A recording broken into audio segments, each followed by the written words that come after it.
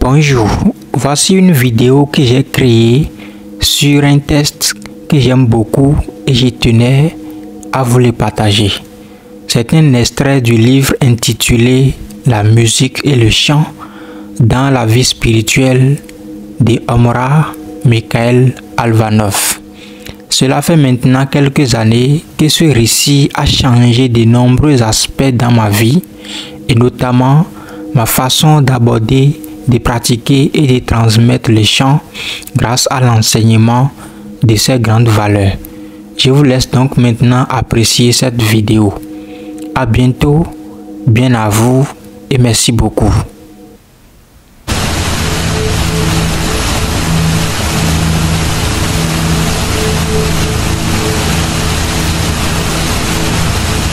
Dans la nature touchante, tout vibre. Chaque créature émet des vibrations qui se propagent en ondes musicales. C'est pourquoi on peut dire que dans la nature, tout est musique. Il y a de la musique dans les ruisseaux qui coulent, les sources qui jaillissent, les pluies qui tombent, dans les grondements des torrents, dans les mouvements ininterrompus des océans et des mers. Il y a de la musique dans le souffle du vent, dans les bruissements du feuillage, dans les gazouilles des oiseaux.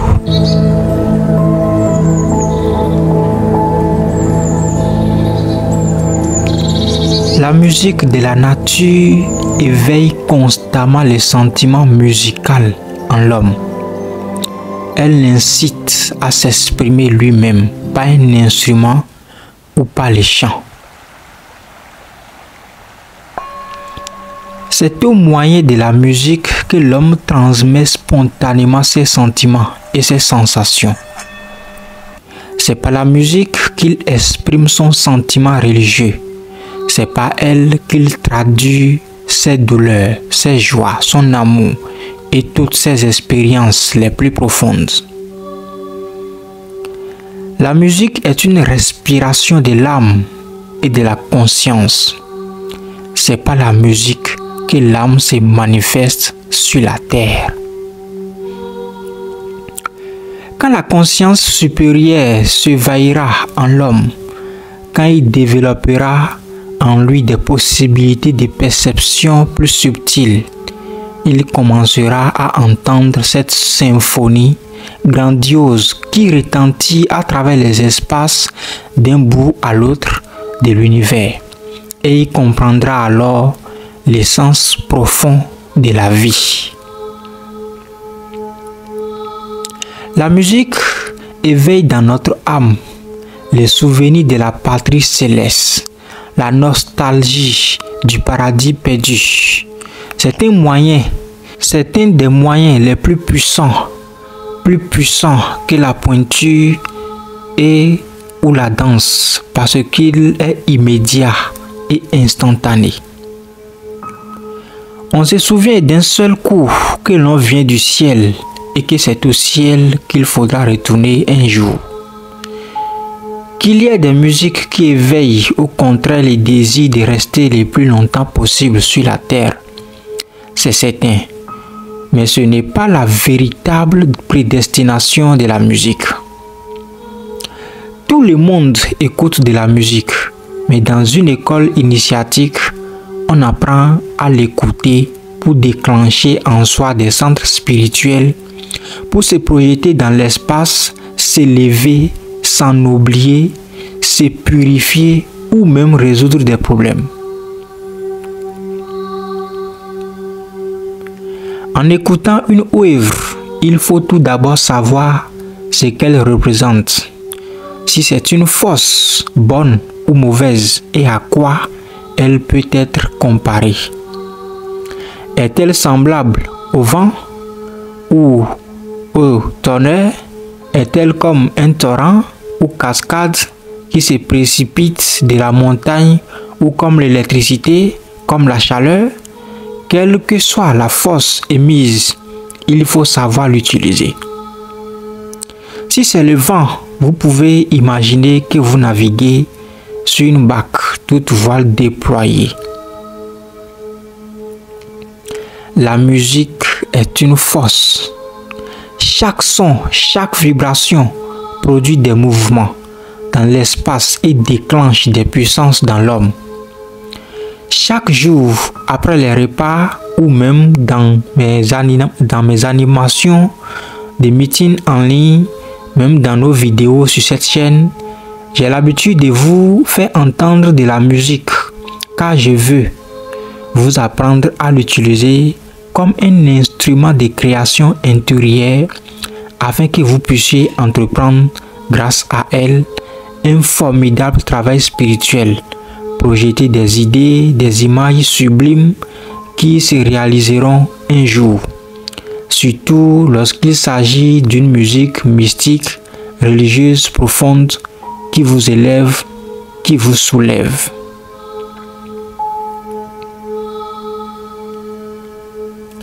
Beaucoup de spiritualistes ont dédaigné le rôle de la musique pour effectuer leur travail et ils ont eu tort.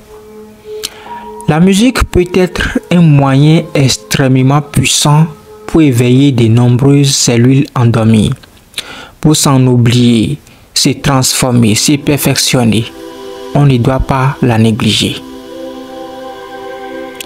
Laissez les autres comprendre les choses et vivre comme ils l'entendent.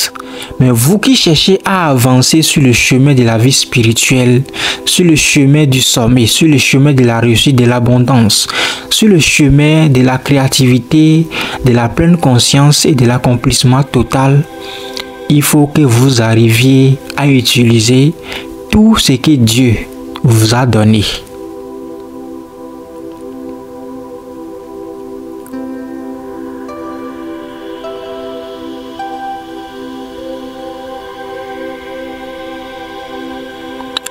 Un disciple est un être qui ne pense plus qu'à utiliser son temps, ses énergies, tous les matériaux que Dieu et la nature ont mis à sa disposition pour réaliser ou gagner quelque chose de plus.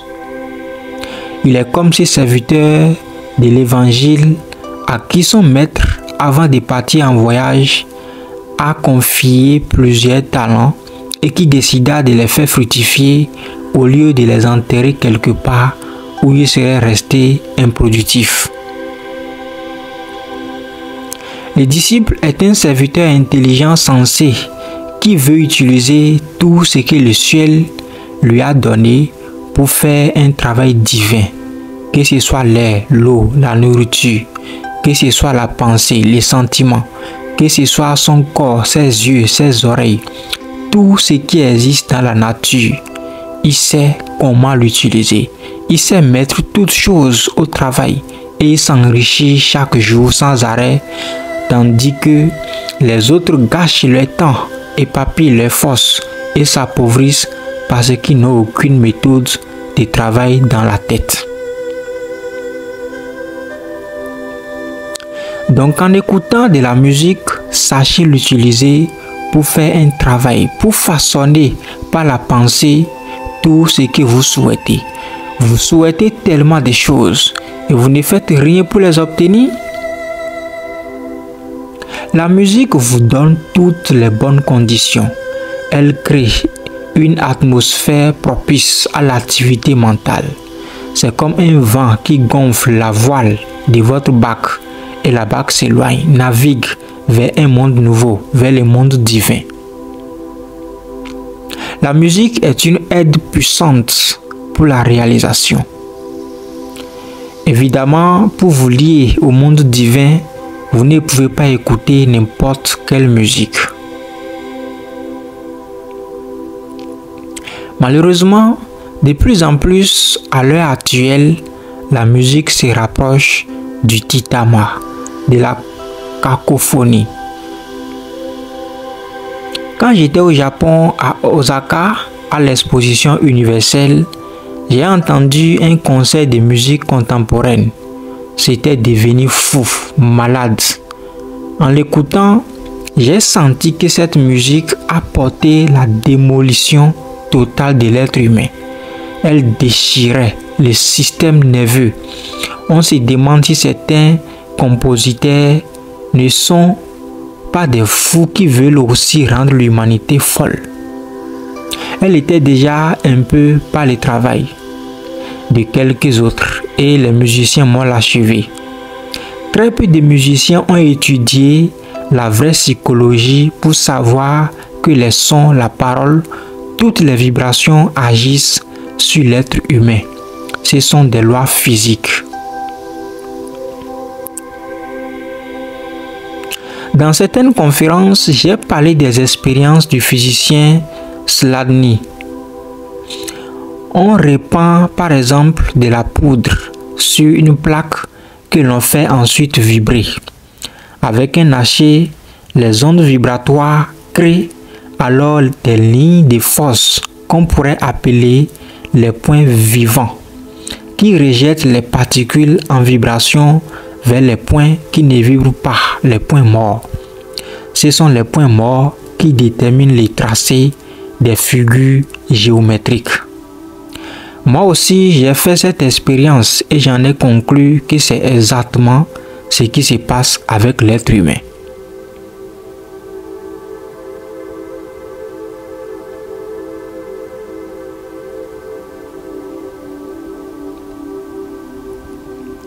Les sons que nous entendons produisent en nous des figures géométriques. Même si nous ne les voyons pas sous l'effet du son, sous la puissance des vibrations des particules infinitésimales en nous, s'organisent pour former des figures. C'est pourquoi quand vous écoutez certaines musiques contemporaines tellement cacophoniques, cette structure, cette harmonie qui est en vous, cet ordre préexistant établi par les créateurs finit par se disloquer.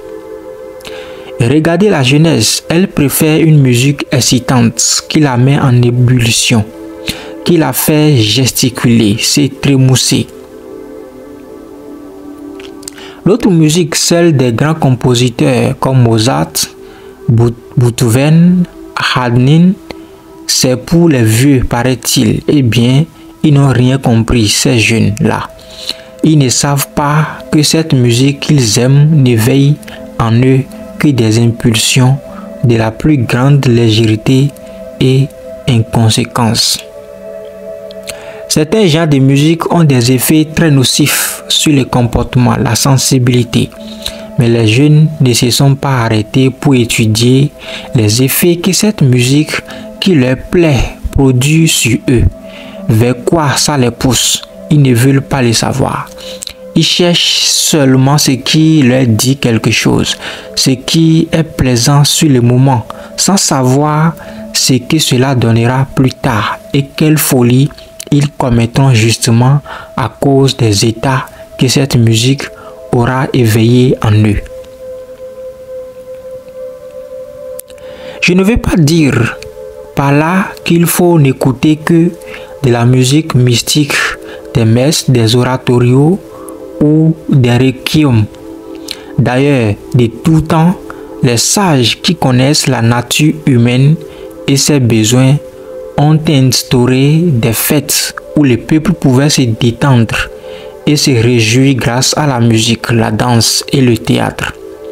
Même les pères de l'Église avaient institué des fêtes sur le modèle de celles de l'Égypte ou de la Grèce. Ils n'auraient jamais établi de telles coutumes s'ils n'avaient pas su que cette détente correspondait à des besoins fondamentaux de la nature humaine. Ceux qui sont toujours sérieux, qui ne se détendent jamais, il leur manque quelque chose.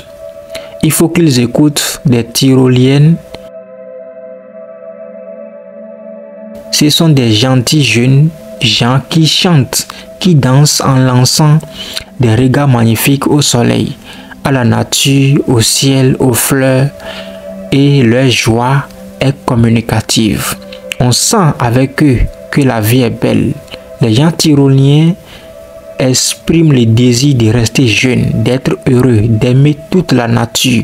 Et grâce à eux, on peut puiser une énergie et faire un travail bénéfique.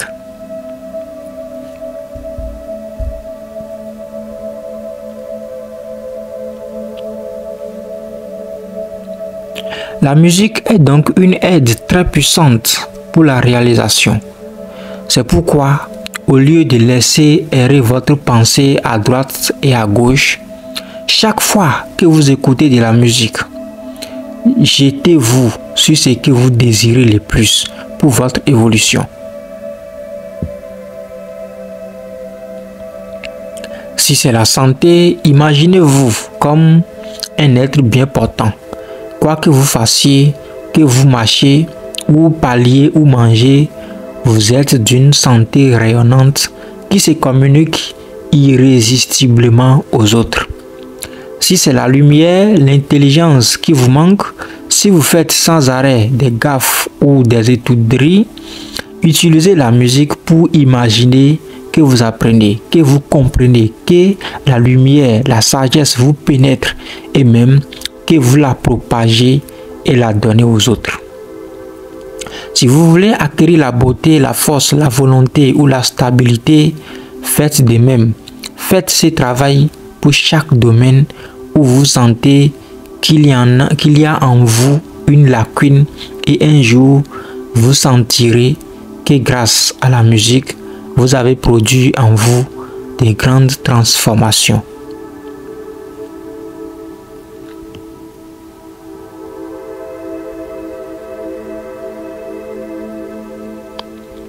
Le récit biblique de la prise de Jéricho, dont les murailles s'effondraient au son des trompettes, ou les mythes d'Orphée qui chamaient de salir non seulement les humains, mais les fauves, les rochers et les flottes déchaînées, nous révèlent parmi tant d'autres que depuis la plus haute antiquité, les initiés connaissent l'influence magique des sons sur les êtres et sur la matière.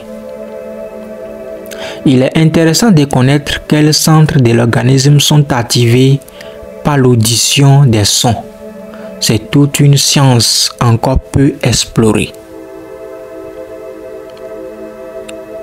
Jusqu'à maintenant, les musiciens se sont plus intéressés aux instruments qu'à la voix. Ils ont tendance à croire que la voix est moins expressive qu'un instrument, ce qui est inexact. Si la voix humaine n'a pas encore donné toute sa richesse et manifesté tous ses pouvoirs, c'est que les hommes et les femmes ne surveillent pas suffisamment leur façon de vivre. Les cordes vocales ne sont pas un instrument extérieur à l'homme, comme tous les autres instruments de musique. Dans tout ce que vit l'être humain, mais aussi tous les sentiments et les pensées qu'il nourrit dans son cœur et sa tête, se reflètent sur elle. Même si un chanteur, une chanteuse possède de grandes qualités techniques, ses faiblesses et les désordres de sa vie transparaîtront dans sa voix. C'est pourquoi ceux qui veulent vraiment cultiver leur voix et la conserver très longtemps doivent non seulement prendre beaucoup de précautions pour leur santé, mais aussi veiller aux émotions qu'ils vibrent. La moindre émotion, inquiétude, peur, doute, colère, joie, espoir se reflète sur la voix. Pourquoi dès qu'on éprouve de la colère ou de la peur, ne peut-on plus proférer un son? Au contraire, si on éprouve de l'amour, on a envie de chanter. C'est l'amour qui crée les plus belles voix. Alors pour pouvoir chanter, il faut tomber amoureux de quelqu'un ou de quelque chose. Moi, je vous conseille de tomber plutôt amoureux de quelque chose. C'est plus simple. De quelque chose de très élevé qui puisse ne jamais vous troubler, mais vous inspirer continuellement. Si un chanteur vit une vie plus équilibrée, harmonieuse, en contact avec la nature, sa voix se renforce, augmente en volume, en souplesse, en douceur, en subtilité, en agilité. Elle lui obéit de mieux en mieux et il peut rendre plus facilement toutes les nuances de ce qu'il souhaite exprimer. Au lieu de servir seulement sa vanité, ses passions, de rechercher les plaisirs ou les avantages financiers. Il doit se lancer vers un idéal supérieur. Il se lie ainsi à des entités spirituelles qui viendront l'aider et les guideront sur un chemin où il trouvera de plus en plus de possibilités pour travailler et enrichir sa voie. Évidemment, ce n'est pas un chemin facile. Il demande des sacrifices, des renoncements, mais ça vaut la peine. Il y a trop de chanteurs qui, à travers leur voix, envoient à leur public des ondes désharmonieuses ou malsaines qui les font régresser vers des états chaotiques, troubles et passionnels. Où sont ceux qui, par leur voix, inspireront à leur auditoire le désir d'abandonner leur vie terne et médiocre pour embrasser une vie nouvelle, consacrée à la beauté et à la lumière? Il faut maintenant des chanteurs qui soient des véritables magiciens capables de transformer les êtres par leur chant. Mais seul celui qui a travaillé pendant des années et des années pour augmenter l'étendue, l'intensité et la pureté de son aura peut produire un pareil effet sur les âmes. Oui, c'est l'aura qui crée les conditions pour que l'artiste puisse agir magiquement sur son auditoire.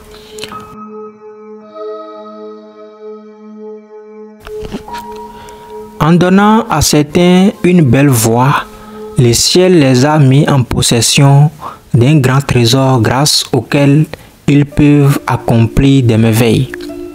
Mais ils ne savent pas comment et surtout, ils n'y croient pas assez. Les chanteurs sont souvent des enfants gâtés qui ne savent pas la valeur de leur talent et surtout qui n'ont pas réfléchi au meilleur usage qu'ils peuvent en faire. Ils doivent avoir un idéal et le réaliser. Un artiste doit avoir pour idéal de ramener les êtres vers la source, alors son nom sera inscrit dans les livres de la vie.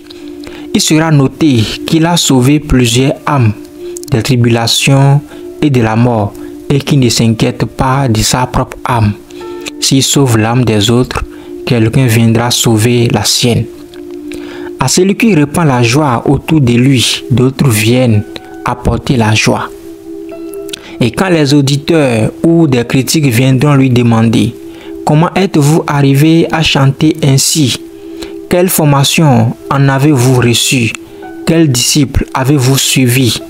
Au lieu de dire des banalités ou de raconter seulement sa carrière, un tel artiste donnera des réponses propres à éclairer les humains, à renforcer leur désir de se transformer. Il expliquera que l'âme humaine est fille de Dieu, que pour la connaître dans toute sa splendeur, il faut vivre une vie divine.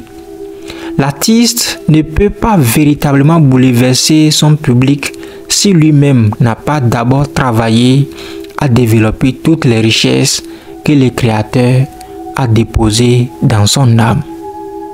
On ne peut pas émouvoir les êtres en faisant parler en soi tout ce qui est médiocre et imparfait. Et pour se transformer, pour arriver à faire parler son âme, il faut accepter l'enseignement d'une école initiatique qui nous donne une lumière sur tous les domaines de l'existence: nutrition, respiration, gestes, sentiments, pensées. Les artistes doivent consacrer leurs dons pour éveiller les âmes à la lumière. Ce que je vais vous dire vous paraîtra peut-être d'une autre époque, mais au lieu d'accepter de se produire devant les puissants et les riches, qui paieront leurs places très chères, mais ne sont pas forcément les plus belles âmes, pourquoi les chanteurs ne chanteraient-ils pas gratuitement devant les âmes prêtes à recevoir une impulsion divine et à travailler pour la nouvelle vie? Pourquoi ne ressembleraient-ils pas toutes les âmes qui ont besoin de recevoir une nourriture céleste afin de chanter pour elles? Ils gagneront peut-être moins d'argent, mais c'est tellement important. Toute création, qui naît d'une idée désintéressée, qui est mise au service d'une cause impersonnelle, possède les gemmes de l'immortalité. Celui qui est conscient de cette loi acquiert les véritables richesses, parce que conquérir une âme de la lumière est supérieur à tout. Si vous avez une belle voix, croyez-vous que ce don soit pour vous? Non, c'est pour accomplir un travail sur les autres. Le ciel vous demandera compte tôt ou tard de ce que vous avez fait de ces dons. Et si vous êtes obligé de répondre, je l'ai utilisé pour m'enrichir et avoir la gloire. J'ai voulu distraire les gens, flatter leurs désirs, leurs caprices. Je les ai plongés dans la sensualité, les passions. Eh bien, puisque c'est ainsi répondra le ciel, vous perdrez votre voix. Tous les chanteurs conscients d'avoir un rôle à jouer pour éveiller les âmes doivent apprendre à travailler par la pensée sur les cordes vocales.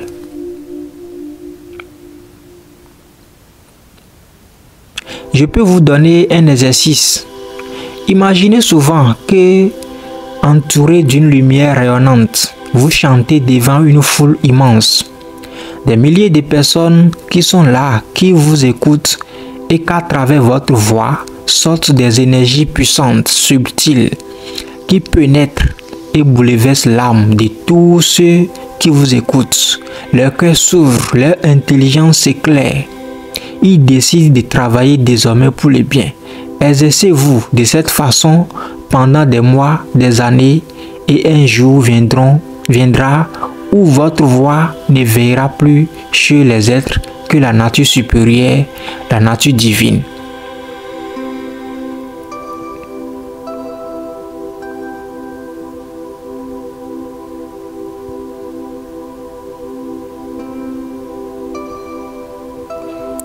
Quelle puissance dans les chants lorsqu'il est exécuté dans de bonnes conditions. Non seulement les conditions matérielles, techniques, mais psychiques, spirituelles, en y faisant participer son âme, son cœur, son esprit. On sent alors que l'atmosphère est traversée par des courants et des êtres lumineux. C'est cette harmonie vivante qui les attire. Voilà pourquoi chanter ensemble en chorale à 4 voix est un acte d'une grande signification. C'est d'abord un symbole de ce que nous devons faire pour nous accorder, nous harmoniser entre nous, car cette fusion des voix au-dessus de nos têtes est en même temps une fusion de nos âmes et de nos esprits. Votre voix est imprégnée de votre magnétisme, de votre vitalité, de votre parfum. Vous êtes lié à votre voix comme si elle était un petit cerf volant que vous tenez au bout d'un long fil. Votre voix vous quitte et elle se promène au-dessus de vous. Elle rencontre les autres voix avec lesquelles elle fusionne. Elle vous revient ensuite amplifiée, enrichie de tout ce qu'elle a reçu dans cette fusion. Par les chants chorales, nous exprimons aussi notre désir d'embrasser l'univers, d'être en harmonie avec tout. C'est pourquoi, avant de chanter, vous devez toujours penser ajouter un regard en vous-même pour vous apaiser, vous éloigner des préoccupations quotidiennes afin de pouvoir harmoniser avec toutes les créatures du cosmos et chanter à l'unisson avec elles. Enfin, cette pratique de chanter à 4 voix, c'est déjà un reflet, une expression dans le plan physique de l'exercice que nous devons faire chaque jour et plusieurs fois par jour pour accorder ensemble notre esprit, notre âme, notre intellect, notre cœur. On peut dire que les 4 voix basses, ténor, alto, soprano, correspondent aux 4 cordes du violon qui est aussi une image de l'homme. La corde de sol représente le cœur, le ré, l'intellect, le la, l'âme et le mi, l'esprit. Le violon lui-même représente le corps physique et l'archet, c'est la volonté qui agit sur les 4 principes du cœur, de l'intellect, de l'âme et de l'esprit.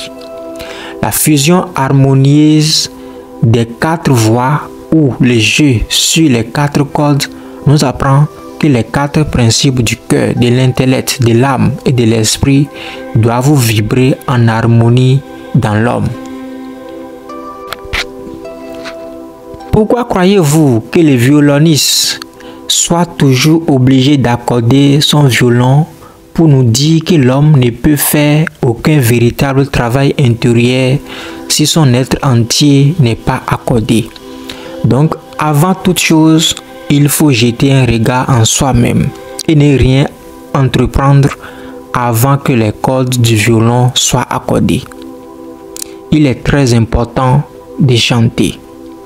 Oui, ceux qui chantent se lient au monde de la musique, alors que les autres s'affaiblissent intérieurement parce qu'ils ne se nourrissent pas.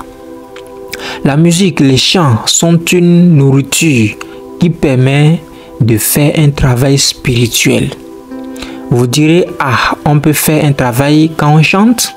Bien sûr, à condition de ne pas considérer les chants comme un passe-temps, mais comme une activité qui touche toutes les régions de l'être.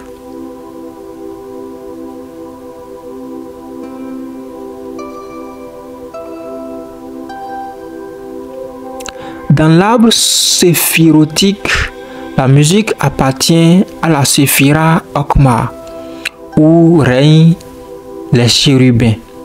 Les chérubins sont pure musique, c'est pourquoi ils vivent dans l'harmonie parfaite. Okma est la région du Verbe qui a tout créé, et le Verbe n'est rien d'autre que la musique. Les sons harmonieux qui ont façonné la matière, car les sons modèlent la matière, ils lui donnent les formes. C'est ainsi que Dieu, par le Verbe, a façonné la matière informe, Toruva Oru, comme dit en hébreu la Genèse. Dieu a parlé sur cette poussière cosmique et les formes sont apparues. Sous l'action du Verbe, les chérubins ont reçu une vibration divine et cette vibration s'est communiquée à toutes les autres créatures des régions situées au-dessous de la séphira Okma jusqu'à la terre.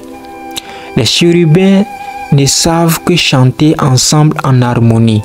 Voilà pourquoi quand les humains essayent aussi de chanter en chœur, ils commencent à se lier à cet ordre angélique des chérubins qui est l'ordre de la musique et de l'harmonie céleste. Quand vous chantez déjà sans le savoir, vous vous liez aux chérubins et à ce moment-là, cette harmonie des sons travaille sur vous. Elle arrive à faire vibrer les particules de votre corps physique jusqu'à ce qu'ils obtiennent un jour des formes d'une harmonie et d'une beauté parfaite.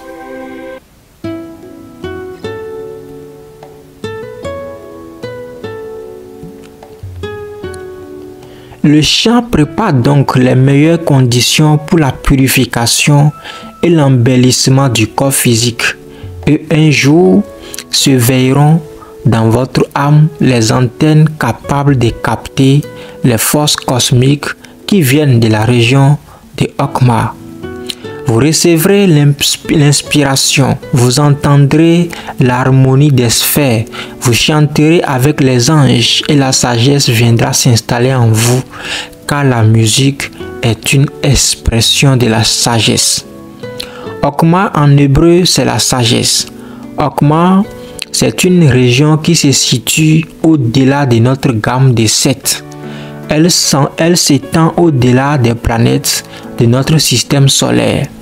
Elle embrasse les zodiaques et comme le zodiaque est un symbole de l'immensité, du cosmos, de l'infini, voilà pourquoi la musique nous soulève jusqu'à nous fondre dans l'immensité.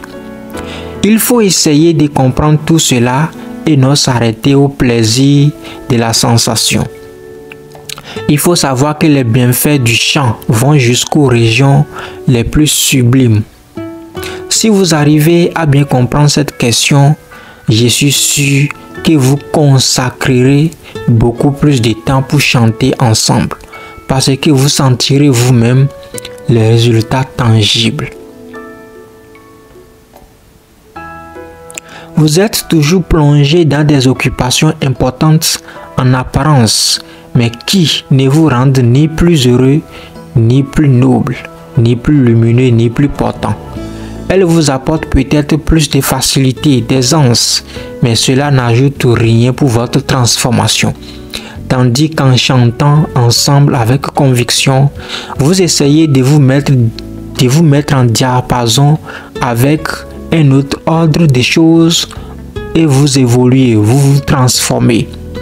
Certains parfois me demandent, mais pourquoi jouez-vous toujours des musiques classiques ou des fréquences 432 Hz? On n'y comprend rien.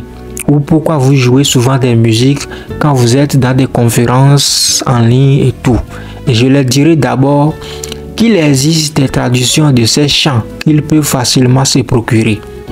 Mais surtout, dans la musique, ce n'est pas tellement la compréhension intellectuelle qui compte, mais ce que l'on ressent sous l'effet des sons, des vibrations, de l'harmonie. Est-ce qu'on comprend le chant des oiseaux, des cascades ou du vent dans les branches?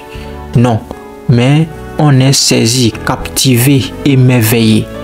Pour vibrer en harmonie, il n'est pas nécessaire de tout comprendre. Quand quelqu'un vous regarde avec amour, est-ce que vous pouvez dire exactement ce qui est derrière ses yeux? Non, mais vous êtes émerveillé et vous vibrez. En ce qui concerne les chants, il faut toujours mieux les chanter dans la langue où ils ont été écrits, même si on ne comprend pas. Il existe un rapport entre les mots et la musique et une traduction détruit ces rapports. La musique n'est pas faite pour être comprise, mais pour être sentie, même lorsqu'elle s'accompagne des paroles. C'est quand même la sensation qui est la plus importante. Bien sûr, si les deux marchent ensemble, c'est encore mieux, mais c'est la sensation qui compte le plus. En tout cas, c'est un répertoire fantastique que nous avons dans la fraternité. Chaque chant agit favorablement sur celui qui le chante. Et même quand vous ne les chantez pas, le fait seulement de les avoir dans la tête vous fait du bien car ils vibrent en vous.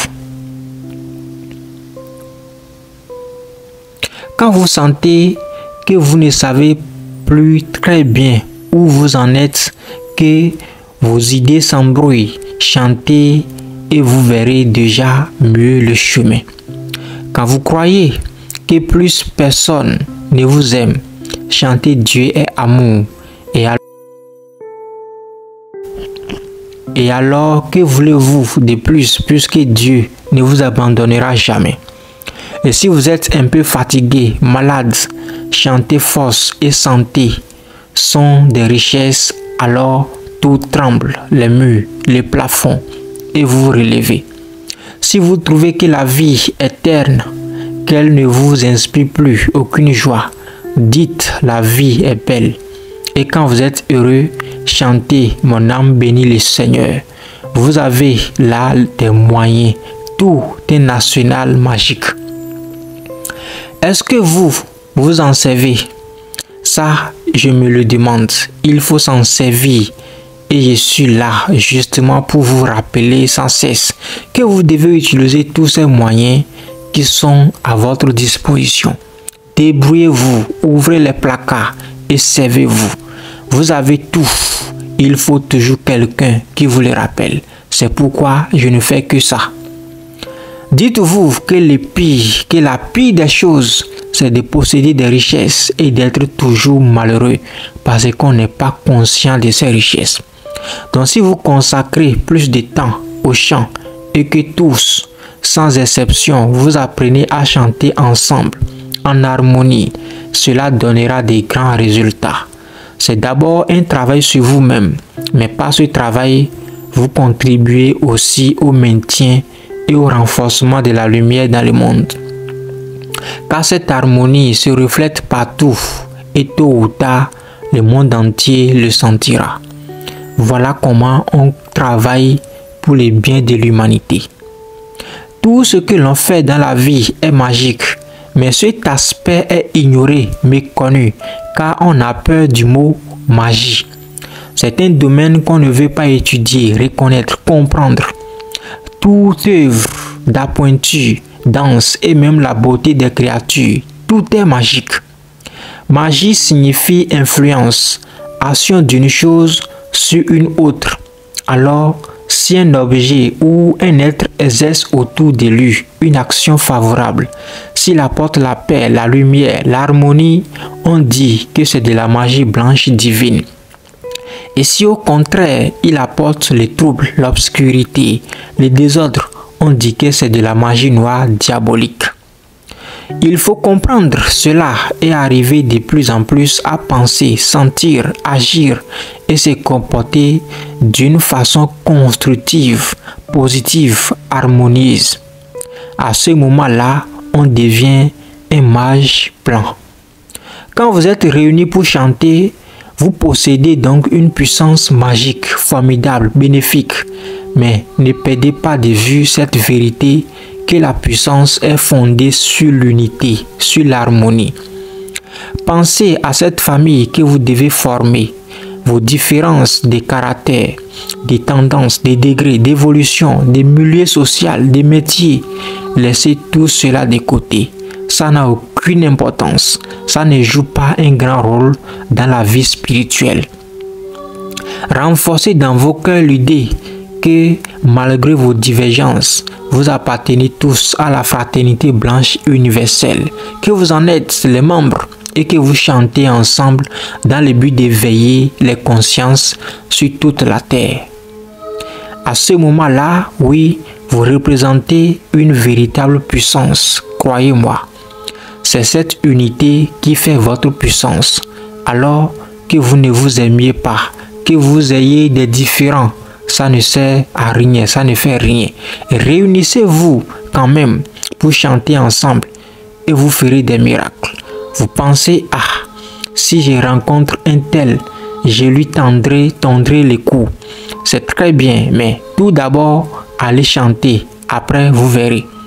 Chantez d'abord. Il se peut qu'ensuite, vous n'ayez plus envie de tordre le cou à personne.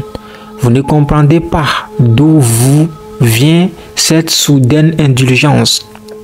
C'est le chant qui vous aura un peu transformé, un peu adouci, alors que vous vous aimiez, que vous vous détestiez, que vous ayez des opinions différentes, ça ne compte pas. L'important c'est de réaliser cette unité. Et même, je suis sûr que pendant que vous chantez, que vous priez tous ensemble, vos malentendus disparaissent et vous finissez par ne plus pouvoir vous quereller. Voilà la différence.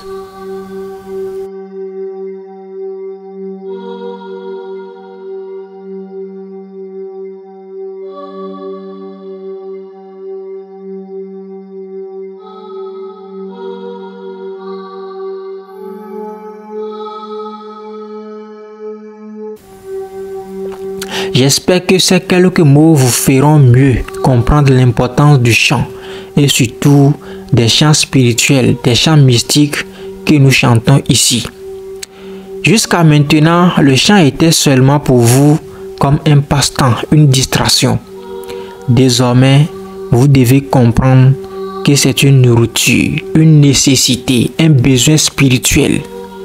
Faites tous vos efforts pour acquérir enfin cette nouvelle conscience, être tous soudés, unis par le travail que nous faisons ici, parce qu'à votre insu, il se produit en vous une purification, une mise en ordre, une illumination, une libération. Vous préparez un nouveau et un noyau, une cellule de la nouvelle vie pour tous ceux qui viendront un jour après vous.